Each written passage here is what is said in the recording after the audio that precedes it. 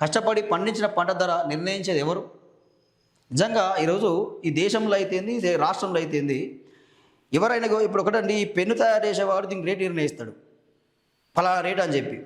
ఓ cell phone తయారు చేసేవాడు నా సెల్ ఫోన్ రేట్ ఇంత అని చెప్పి వాడు రేట్ నిర్ణయిస్తాడు.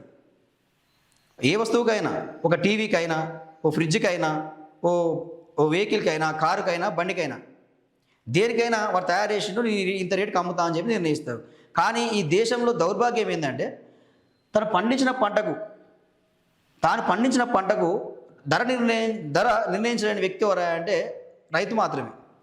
పండించిన పంటకు ధర నిర్ణయించలేడు, అసలు ఆయనకు అధికారం లేదు, హక్కు లేకుండా పోయింది. ఇది ఈ దేశంలో రైతుల పరిస్థితి. మీరు రైతుల ప్రభుత్వం అంటారు, రైతులను ఆదుకుంటాం అంటారు, ఒక గిట్టుబాటు ధర కల్పించరు. వ్యవసాయం నిజంగా జూదం వంటిదే. పంట వేశాక లాభం వస్తుందా, నష్టం తీసుకొస్తుందా అనేది అన్నదాతకు ముందుగా తెలియదు. వాతావరణం, మార్కెట్ పరిస్థితులపై అది ఆధారపడి ఉంటుంది. కానీ రైతు స్వేదంతో లాభాలు ఆర్జించే మధ్యవర్తులు అంటే దళారులు, కోకొలలు, వీరికి పెట్టుబడితో పని లేదు. రైతుల మార్కెట్కి తెచ్చిన పంటను తక్కువ ధరకు కొని ఎక్కువ ధరకు వ్యాపారులకు అమ్ముకుంటారు. తీరా నష్టపోయేది రైతే. నష్టపోయేది రైతే. నిజంగా రైతు ఎంత కష్టపడతాడంటే ఇక పొద్దున్న నుంచి అసలు రాత్రి 4 గంటల నుంచి మళ్ళీ రాత్రి అయ్యే వరకు వ్యవసాయం చేస్తూనే ఉంటాడు, పని చేస్తూనే ఉంటారు. ఒక కన్నపిడేట తాగుతారో అట్లా పంటను అంటే పురుగు ముట్టకుండా, చీడపట్టకుండా దాన్ని కాపాడుకుంటూ పంటను పండిస్తే ఆ రైతన్నకు మధ్య దళారులు వచ్చి వాళ్ళ ధర నిర్ణయిస్తారు.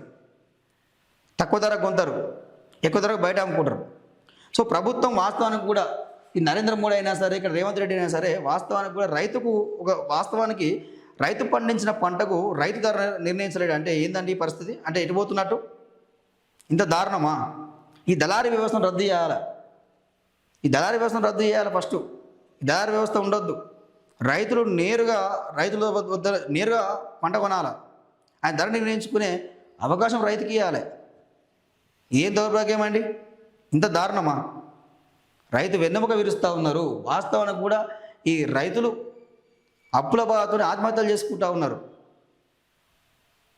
సో రైతుకు అండగా ఉండాల్సిన ప్రభుత్వాలు ఈరోజు ఆ దోపిడీదారులకు, దళారులకు అండగా ఉంటున్నాయి.